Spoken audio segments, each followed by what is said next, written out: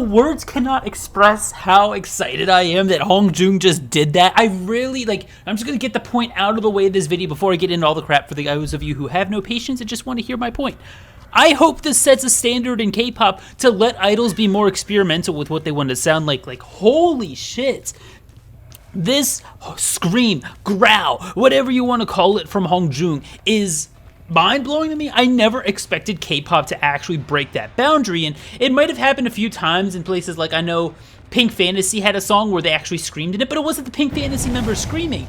It was like a different vocalist or a sample of a vocalist or something. It was the actual members. So this is just mind-blowing, mind-boggling to me as a former metal fan and someone who just enjoys hearing like there's different varieties of deliveries from vocals and rap and everything. It's so nice because outside of this, in K-pop, I don't think this has ever happened before where an actual member has growled or screamed during a rap or during a vocal, which is hard to believe, but also true, and I never would have expected it, because I've heard it in K-hip-hop a few times, which is also very underutilized, but it's still there in K-hip-hop, it's still part of that scene and everything, but in K-pop, it's unheard of, and I really hope this sets a standard for letting K-pop idols not only do like screams and stuff like this in a song that fits it, in an aggressive, poundy song like Guerrilla is, right?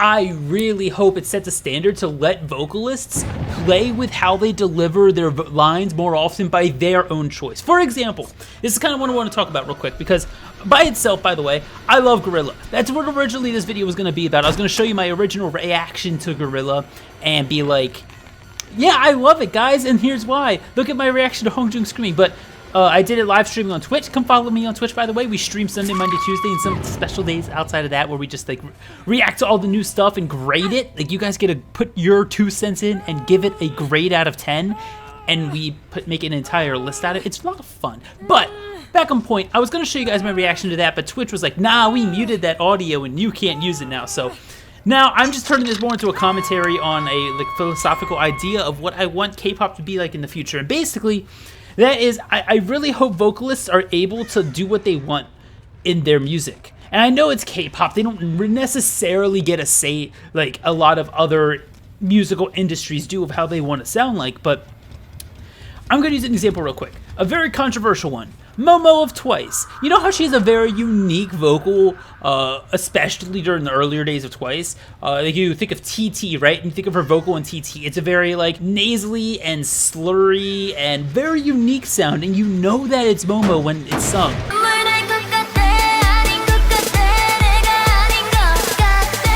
But that's definitely not her natural voice, right? And there's a lot of mix of people being like mad because JYP's forcing her to sound like that and it might be bad for her voice or bad for her vocal cords or whatever it may be, right? Personally, I fucking love when idols do that, but I love it when they do it on their own accord. I love having unique sounding things. Now, I don't always need the most powerful, deep vocal belting thing. Like, those are always fun to listen to. Or even just, their own vocal tone. It's always fun to hear those and everything. But I do really enjoy when singers tap into this, unique twang in their voice or a unique slur in their pronunciation and everything. And, add these little twists to make it a little unique. Which I would qualify this from HongJoong. A scream!